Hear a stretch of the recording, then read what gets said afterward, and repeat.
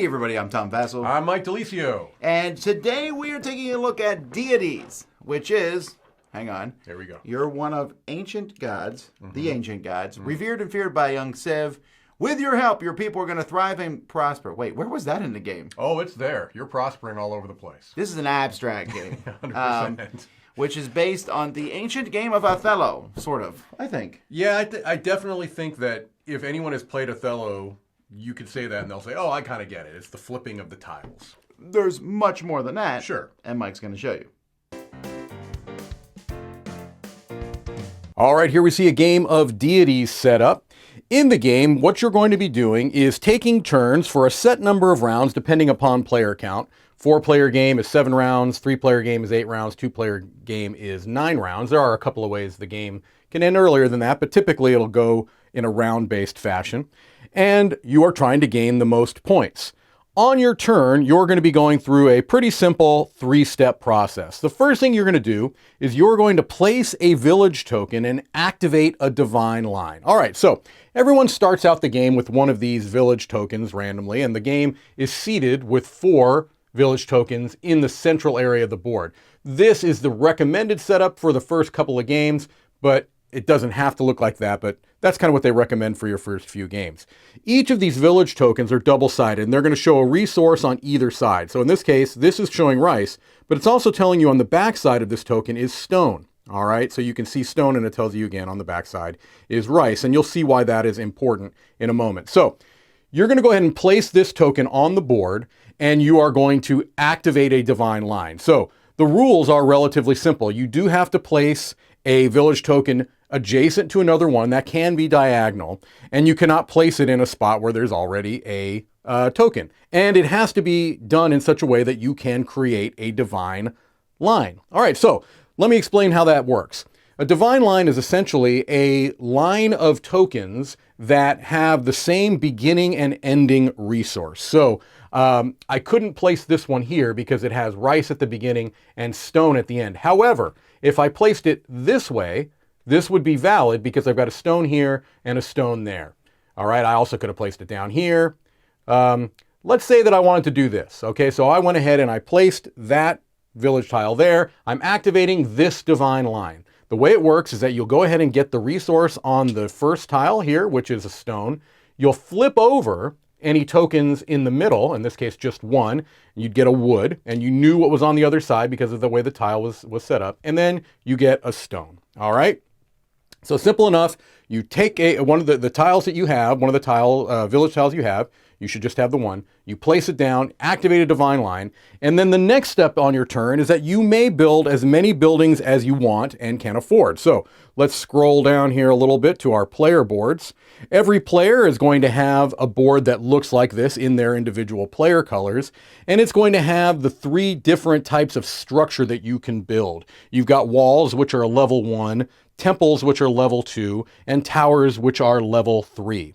And you're always going to be building these from left to right because the costs to build them increase in resources, and also you could potentially get points for building these depending upon which one, and you know, the towers, you actually get them from the very first one. The walls, you get points starting with your 4th wall. All right, so the costs, as I said, are shown here. Now, the cost to build a wall, for example, is 1 gold. Well, I don't have any gold. I've got 2 stone and a wood.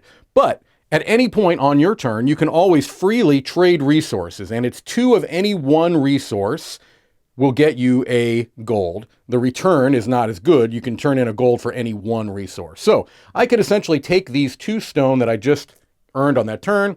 I have a gold now, and I can use this gold to build a wall. All right.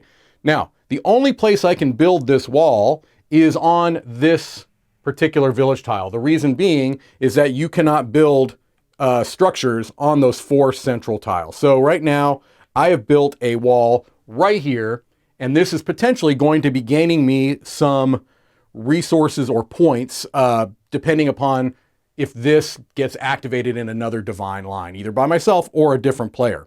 The other thing that happens when you build a structure is that you are going to gain some type of a boon. In this case, for this wall, you're going to be gaining one of these powers all right, that you'll place down here. Some of them are one-time powers, like this, where you can turn in a stone for a gold. And just to make it clear, I say one time, I mean one time per turn. Once per turn, you could turn in a stone for a gold. So if I wanted that, I would just go ahead and take that and place it right down there. Now for the rest of the game, I've got that particular ability there, and then you would refill the market there. Every time that you build a temple, which would have to go on a building with a wall, though this could have been another player's wall and I built the building or the temple on top of it, you're going to take one of these scoring tiles and place it in that spot. So this is going to be end game scoring. You're trying to get, a certain number of tiles in a particular area, for example, or you're trying to build on a particular type of terrain, for example, and you would go ahead and place that on your player board. All right, so that's end game scoring.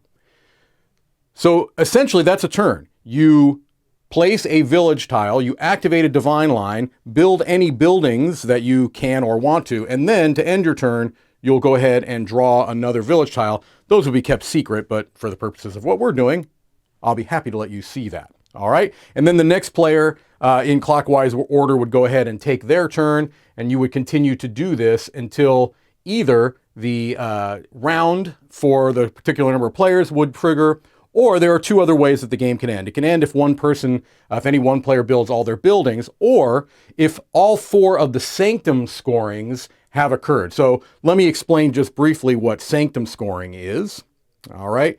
You'll see in each of the four corners of the board, these little tiles here, if at any point a village tile is built into one of these corners. So let's say that we had just some tiles that had been coming out here, and someone had built into, let's say someone had built into this one. All right.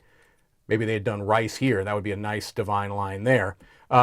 Then it would trigger the sanctum scoring for that quadrant. There are four quadrants on the board. You would do is you would find out who has the control, the most control in that quadrant, and they would get 10 points. Second place would get 6, and third place would get 2. When we say control, we're talking about the buildings that are of the highest level.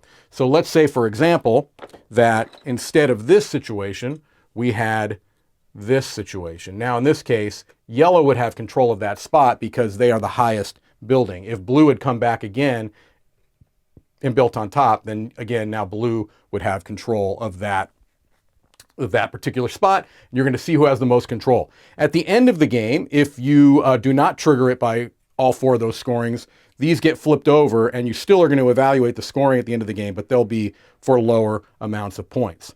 Everyone also at the beginning of the game will get one of these end game scoring tiles that they're going to be kind of secretly going for majority in a particular kind of area on the board, or maybe a particular type of terrain, things along those lines. All right. The one last thing I do want to talk about is how divine lines operate if there are buildings in the mix. Okay, so let's say this is the blue player and they're going to go ahead and place this tile right here, and they're going to activate this divine line. They would go ahead and gain their stone for the first spot. We'll come back to the building. They'd flip this over, and they would get a rice, and then they would get another stone for that end tile there. All right, now the way the building works is as follows. The topmost building is activated, and the active player will receive the reward for that. So in this case, the reward for the temple, or the tower there, is a coin. So you'd get a coin for that. And then the owner of the building would earn a point. So in this case, blue would get a point. That's great. Let's say, though, that instead this was yellow, and the blue player had went ahead and did the same thing. They had placed their tile there. They had activated that divine line. They would get that gold because that's the reward for that building. But instead of blue getting the point, yellow would get the point because it's yellow's building that has been activated. All right, that's generally how buildings are going to work in a divine line. Again, you go through a certain number of rounds, or someone does a different end game trigger, and you find out who has the most points, and the most points wins. Let's head back over and let you know what we think. I think the pieces for the game are great. I mean, there's these little plastic pieces, and plastic pieces are not always good. No, they're not. But this idea of putting out the castle, then putting the building in it, then putting the thing on top of it, very satisfying. It is satisfying, and I think that it's good for a usability standpoint as well, because you have to be able to quickly see who has control of a space, and just whatever is on top controls that space. If it's just a wall, it's easy to see. All 3 levels. I think the art is great. Yep. I think the tiles are great. I really like that in the corner of the tiles, it shows you the other side of that tile. That's, not only necessary, but very well done. Well, yeah, that's true. Otherwise, I'd be constantly looking at the other side of them. Maybe I wish there was lines that better showed the quadrants of the board. Right. You can figure that out. And yeah, I like the player boards. I like how everything sits on them. And I don't think that the iconography is too difficult to understand. No, I think the first game you'll need to reference, a couple of them maybe, but they're pretty straightforward, especially when you're looking at those scoring, end of game scoring tiles. Those are the ones you really need to know, but you can always refer to the book. But they're usually either score in a particular zone or score on a particular type of terrain. I like Mandu Productions a lot, and this is just a good one. Yeah. Gameplay itself, the idea of getting resources is an interesting one, especially as the buildings affect that. Yes. I like that concept.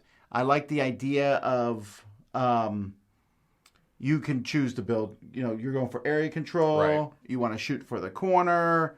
You want, there's different things that you can do, and you can upgrade. There's a lot of good choices to be made throughout the course of the game. Yeah, and those upgrades are probably my favorite aspect of the game, that when you're building the walls, that clears out a spot for you to take one of the, I can't remember the name of the people. They give you the little kind of an ongoing bonus or a one-time per turn type of a thing.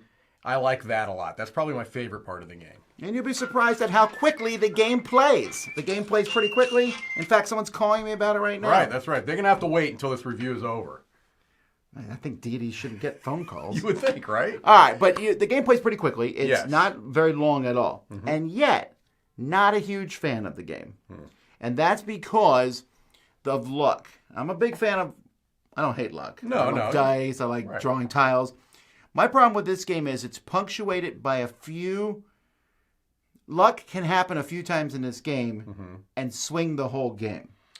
Yeah. So those, I always forget what they're called, the lines. The divine lines. Divine lines. Yes. Not the best of names, but well, you are a deity. I mean, I suppose, but it does. The rule book, I had to read the rule book a few times to be like, what are they talking about, these divine lines? Right. Because there is a bit of rules on how you place them. But you pull out that tile, sometimes you need, there's only 3 resources. Yeah. But you need one of the 3. You're not going to get it. And you don't get it. And that can really swing the game. I don't mind that you don't get the resources you need sometimes. But it can really swing the game. I need rock. I don't get it. Mike does get it. Mike wins the area control. Or gets a really long line. And then he puts the thing at the end of it. And then I can't do anything else. And that can really swing a game. It can. It's not really a mitigating factor, but the only thing that you could do is if you were so overabundant in a particular resource, you could convert that to gold that could then be used as the one you did need. But that brings up an aspect of the game that I don't particularly love. I think I like the game more than you, but the one aspect of the game that I didn't particularly love was that very transition of resources. It just feels like a lot of times it doesn't really matter. You're just trying to get so many resources that in any particular turn, you can get the combination you need. And that basically is that 2 of any one resource is a gold, which is wild. But a gold can be turned in for 1 of any other. So it's not a great return on the reverse end. It just felt a little wonky to me, that it's like, okay, do I really need stone, or do I just need enough of any one thing to make that a stone? That wasn't particularly satisfying. There's actually things in this that almost remind me of 5 Tribes. Okay. Because I'm sitting there at my tile, I'm like, where's the best place to play it? Yeah. Mike's sitting there going, I know the best place to play that tile. Oh, I'm not going to tell you. And I'm sitting there, and I could spend a long time. You don't really. Yeah. Because there only is, I'm not worried about analysis paralysis, but it just reminds me of that, because you're just sitting there going, where's the best place to play it? And someone else table's going to see it and not say anything. But that little bits of luck, for me, just kind of ruined the game in a sense. I don't hate it, but I don't like it either. I'm giving it a 5. Okay. Just because I liked a lot of the concepts, but that line part I found to be frustrating so many times and that kind of sours the whole experience for me. Gotcha. Well, I like it quite a bit more than you did. I'm giving it a 7.5. I think the main thing, and this is something that has come up in other reviews that we've talked about, is that this is a very tactical game, and you're a more strategic gamer, I'm a more tactical gamer, and so this is one where it works for me, and I don't disagree with you at all about the randomness, that you have to be okay with randomness because you have one tile, right? You're placing one tile, you're pulling one tile. You don't have a lot of things to choose from. Basically, you're looking at the board state on your turn and saying, like you said, what's the best placement of this rice stone tile I have? Right. And so if that's not the type of experience you like, I think you'd be on Tom's end of things. If you do tend to like tactical, make the best decision based on the board state on your turn, then you might like it a bit more like I do. So 7.5 for me. Either way, it's a quick enough game that you can try it and see if you like it. And it feels like a full game experience, too. So that's Deities. I'm Tom Vassell. I'm Mike Delisio. And we are Ancient Gods. Fear us.